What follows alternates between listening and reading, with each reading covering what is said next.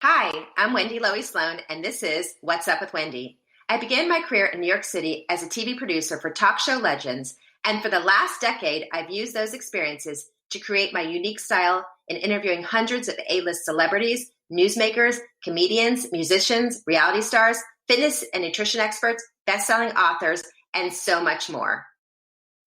Coming up on this episode is my interview with Mekhi Phifer. He's teaming up with Kellogg's Nutri-Grain giveaway, and they're giving away 1 million bars to teachers across America. The brand wants teachers to know it's got your back with bins of bars. You won't want to miss this. I'm so excited for my guest today. He portrayed Dr. Greg Pratt on NBC's long-running medical drama ER. He had a co-starring role in the film 8 Mile with Eminem, which I loved.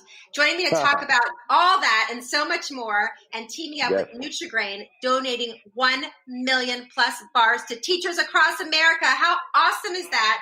Welcome, Phifer. I appreciate it, Wendy. Very happy to be here. Very happy to be on your show. And let's get into this thing. Oh my God, you're more awesome than I thought you would be. Okay, first of all, how perfect for you to be teaming up with Nutri-Grain. Right.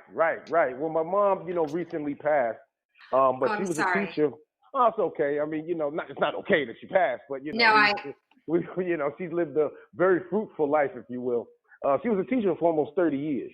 Wow. And, the beautiful thing about the Nutri-Grain brand and us teaming up together is because I do have a soft spot in my heart for all teachers. My mother was a teacher. I have 2 uncles that were teachers. One of my aunts is a teacher.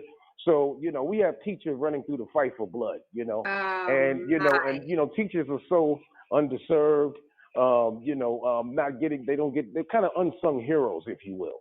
And, a brand like Nutri-Grain coming in just to, help alleviate some of the pressures of what teachers have to go through, or just on a daily basis. A lot of teachers, they put in their own money, their own time, their own, that can be thankless at times.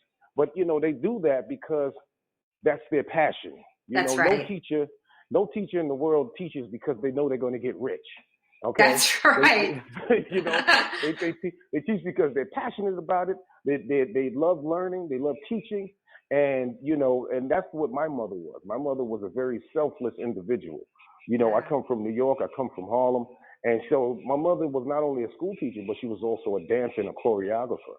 Wow. And she was very, very active in the community. She would, on the weekends, after school, she would work with the kids in the community, work with the kids in her school, take kids from her school who were underprivileged on trips with us, in places that we went.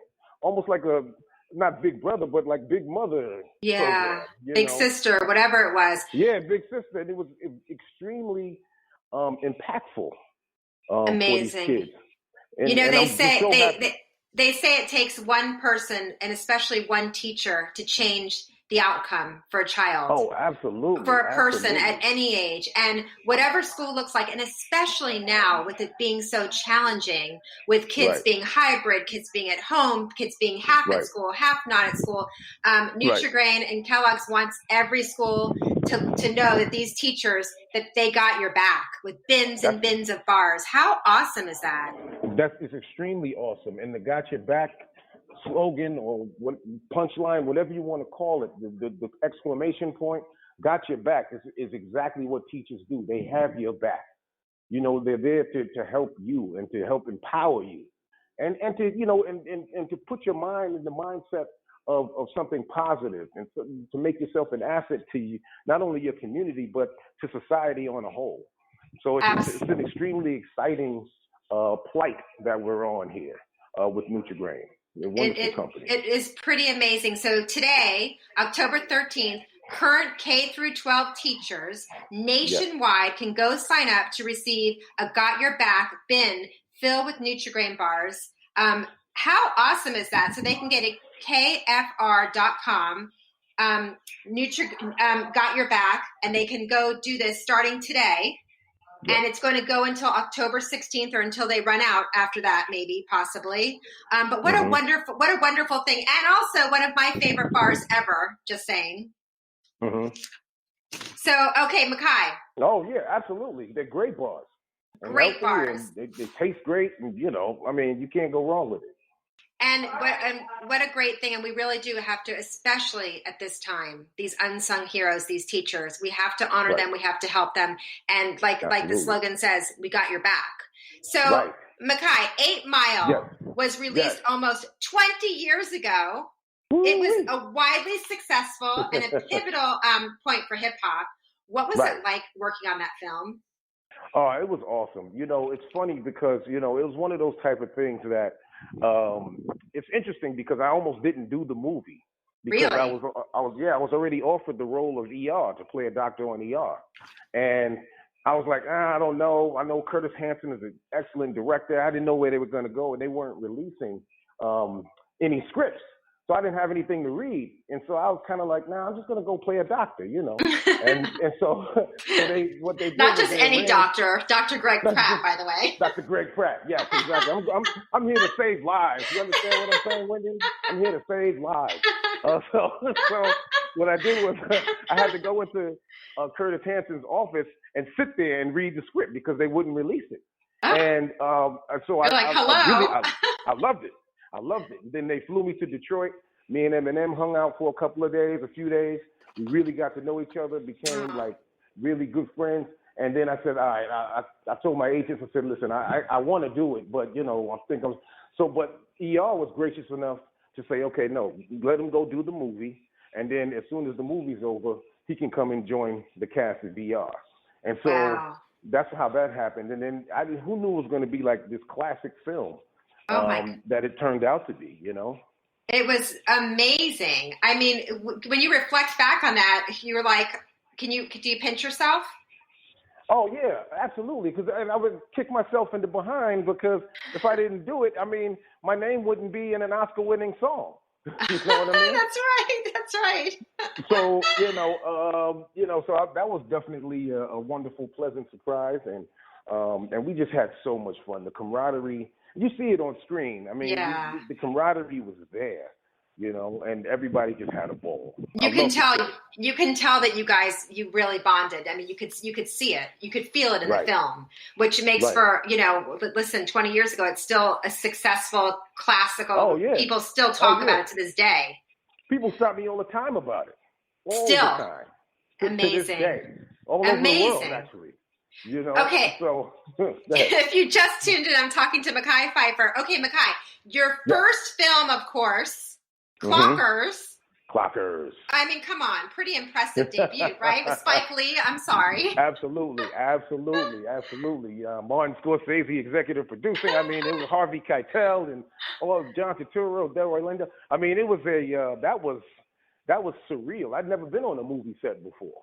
So that was a surreal, wonderful experience, and it really, I really caught the acting bug. And I wasn't an actor. I was going to college for electrical engineering.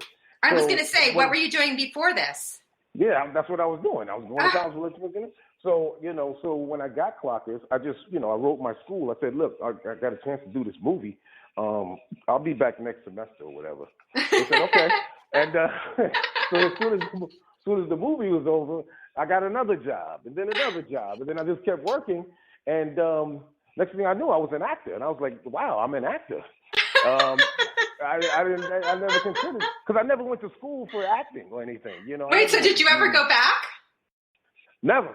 You're like, see you next semester. It's been a whirlwind ever since then, so it's been a fun and great experience, just traveling the world and doing what we do, Okay, I just have to say something. So your first film, you're like Spike Lee, you're going on, you're like, okay, I'll be back. You said to college, I'll be back next semester. And then there you go. I mean, I'm with Spike Lee. I'm not going back. Right.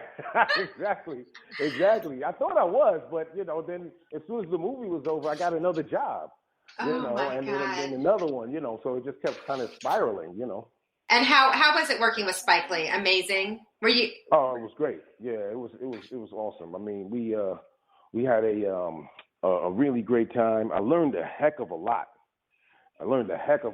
just being on that set. There was so much that you don't know if you've never been in the movie business, that's behind the scenes and all of the different things and all of the lighting and the cameras and the extras. I mean, it's the whole gamut of things, that you as an audience member you would never know.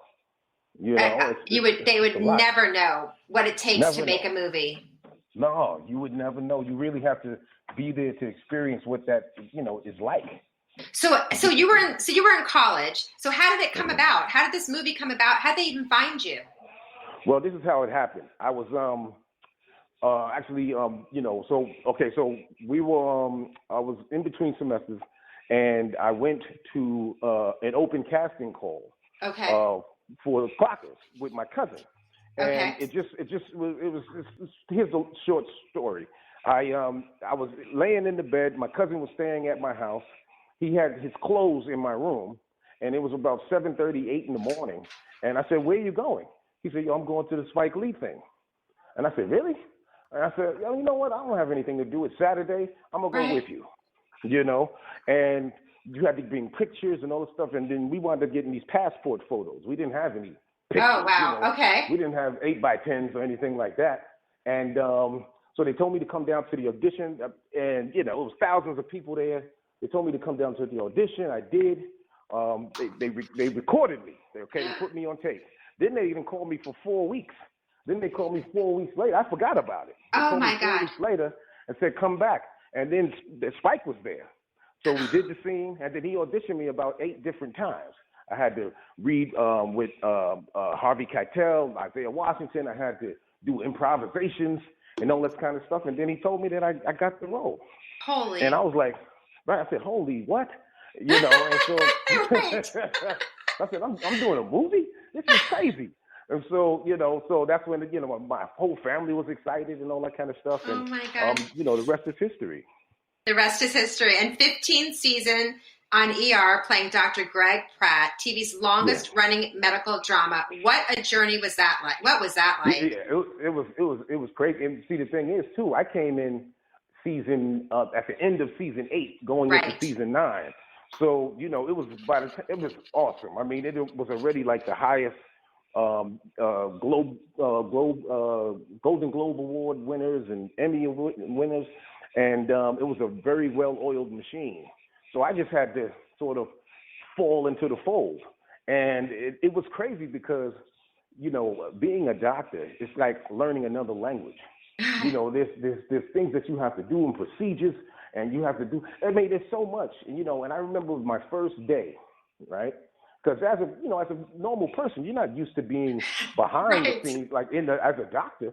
So I remember my first day, I put on my lab coat, I'm in my trailer, I put on my stethoscope, and I remember looking in the mirror saying, "Damn, man, I sure hope I can pull this off." Because this is the whole thing, And it became one of the best experiences of my career. I mean, we had such a great time. And it was tough, but yet it was fun.